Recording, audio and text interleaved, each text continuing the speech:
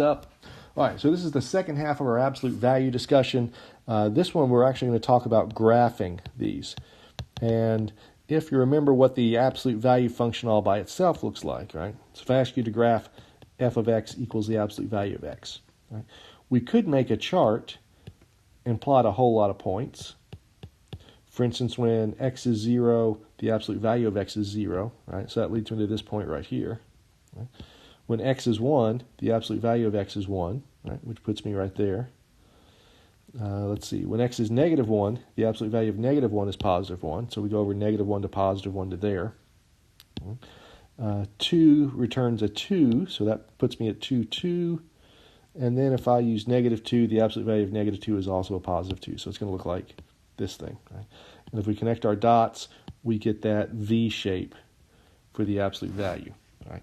So this is what the graph of f of x equals the absolute value of x looks like. Okay. And now what we can do, though, is use all of our shifting techniques. For instance, what if I asked you to graph the absolute value of x plus 3? Okay. Well, the absolute value of x looks like this thing. Okay.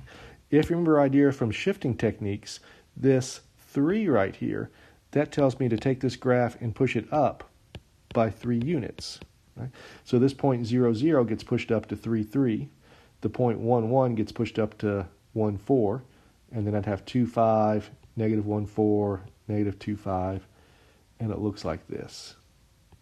Okay? So we literally just picked everything up and moved it 3 spots straight up. Okay? If I asked you to graph this function, right, f of x equals the absolute value of x minus 4, then what we do is we take my basic absolute value function, which is this v symbol right here, right, and we just push everything down 4 units. So it'll look something like that. Okay. If I have the transformation inside, for instance, the absolute value of x minus 5, right? Remember that minus 5 tells me to go right by 5 units. Okay?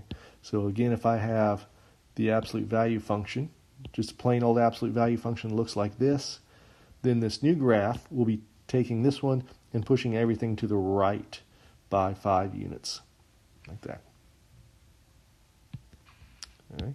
If I have something on the inside being added, this is the absolute value of x plus 4. Right? That plus 4 tells me to go left by 4 units. Okay? So I will take my absolute value function that we've got right here, and what I'll do with that is I will pick it up and I will shift every point left by 4 units, and it'll look like that. Right? So this point that was right there at 0, 0, that'll get shifted over here to this point of negative 4, 0. Right? And every point's going to get shifted left in that direction. Okay? If I am multiplying by some type of a number on the outside, so how about 2 times the absolute value of x? If you remember, we have to multiply the y values, in this case by 2. Okay? So if we go back to my absolute value function, here's the basic one right here, which had this point 0, 0. How about this point 2, 2? And of course, we had this side of it, so we have negative 2, 2. When I apply this transformation to it, I will multiply each of the y values by 2. So this point 2, 2 will get pushed up here to 2, 4. This point negative 2, 2 gets pushed up here to negative 2, 4. And for 0, 0, well, if you multiply 0 by 2, you get 0. So it looks like this thing. Okay. So I'm multiplying all those y values by a 2. Okay. We could also multiply through by a negative number, right? So what if I had f of x equals negative absolute value of x? Well, if you remember what the negative does, it reflects about the y-axis. So what that means is, reflects about the x-axis. What that means is if it's above the x-axis, it gets pushed below, or if it's below the x-axis, it gets pushed above. Right? So here's my absolute value function all by itself. Right? This is the absolute value of x. here's the point 0, 0. Here's the point 1, 1. Here's the point 2, 2, and so on. Right? So for these new points, 1, comma 1 gets pushed down here to 1, comma negative 1. 2, 2 gets pushed down here to 2, negative 2, and so on. Of course, 0 times a negative is 0. So it's going to look like this thing. Right? So what we did was we took my function and reflected it about the x-axis. So anything that was above the x-axis got pushed below. If we happen to have anything that was below the x-axis, then it would get pushed above the x-axis like that. Right? So again, it's reflected about the axis. Okay? What about something that's a little more complicated? What if we start combining these things together, like f of x equals the absolute value of x plus 2 plus 7. Right? Remember, you want to work from the inside out. Okay? So this says to go left by 2, right? And then this says to go up by 7. Okay? So let's take this absolute value function. Right? Again, here's the basic absolute value function. So there's the absolute value of x. And what we're going to do is take all these points. So for instance, this point 0, 0, it will go left by 2 and then up 7. So it'll go left 2 and then up 7 to right there. Okay? And that's going to be the point negative 2, 7. Right? And we'll do that for all of them and then draw my points. And it'll look like the V, but shifted left 2 and then up 7. Okay, what about this one? How about f of x equals negative absolute value of x minus 4 plus 1? Okay, again, let's work from the inside out. The first thing is to go right by 4 units, right? And then we will do this part, which will flip it and will reflect it about the x-axis, right? And then we do this last part, which we will push it up by 1 unit. Okay? So again, if we think back to the basic absolute value picture, right? Just our basic V centered at the origin like this. Okay? All right, let's go through this one step at a time. All right, the first step is I will take this picture and shift it right 4 units. So it'll get shifted over this direction like this. Okay? And then the second part says to flip it about the axis, in which case I will then take our old picture and then flip it down like this. And then to finish it off, what I will do is I will take that picture and then push it up 1. So it's now going to go up 1 and it'll look something like this. Okay?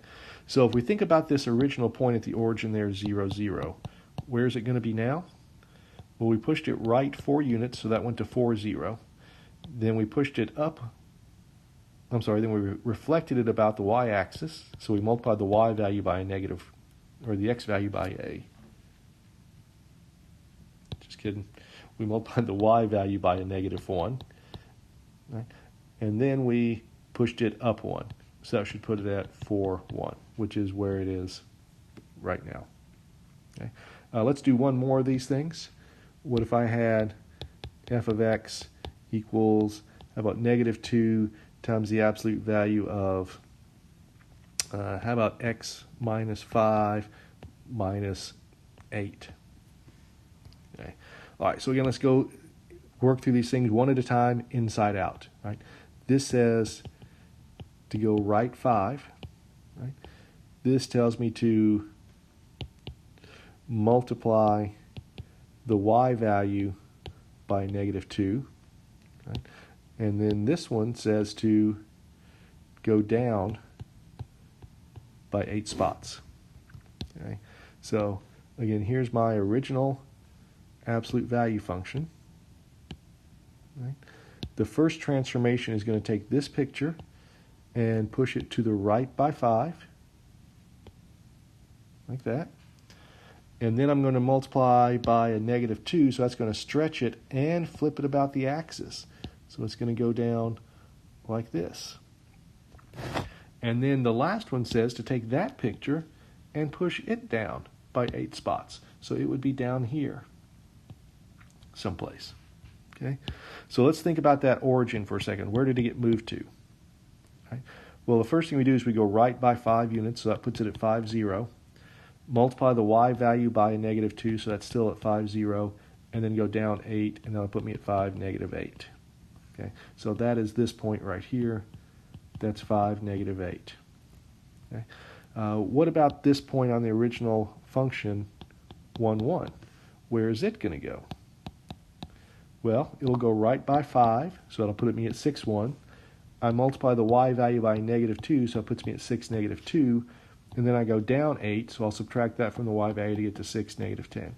So this point, 1, 1, that's over here now at 6, negative 10. Okay. All right, so that's it for graphing these things. Okay. We are in section 1.6 in our book. All right. And before I forget, let me write down this assignment. Some of these things will go pretty quick for you. Some of them might take a few minutes, but this whole set really should not take too much time for you at all. Because once you get used to these things, you can really start ripping through them pretty quick. Okay? So we will be going over this stuff in class. We'll be working on this stuff. And by the way, for these last 4 right here, we're doing some of those graphing things. Make sure that you use the transformations that we were just doing to help you graph those. Okay. All right. That is it. That's all I have for you guys. I will see you tomorrow, bright and early at 11:30. Well, maybe early for some of you guys. All right. Catch you later. Bye.